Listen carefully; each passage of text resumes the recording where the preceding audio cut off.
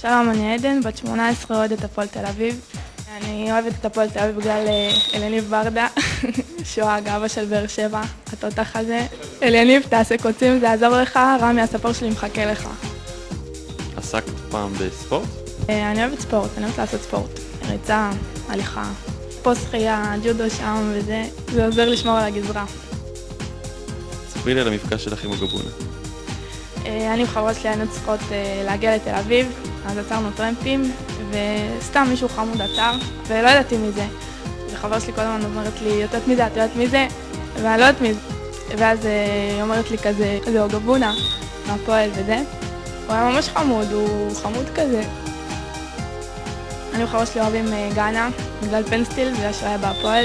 החלום שלי זה לשבת בשער 5 בבלומפילד, לראות את אליניב ברדה, מפקיע רביעייה בדרבי. עם תספורת חדשה כמובן.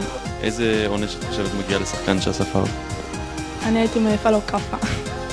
שחקני כדורגל הכי גדולים שהיו בארץ הם אבי נימני, אלי אוחנה ואני בברג'יל. גם אני יורדת לגליצ'ר.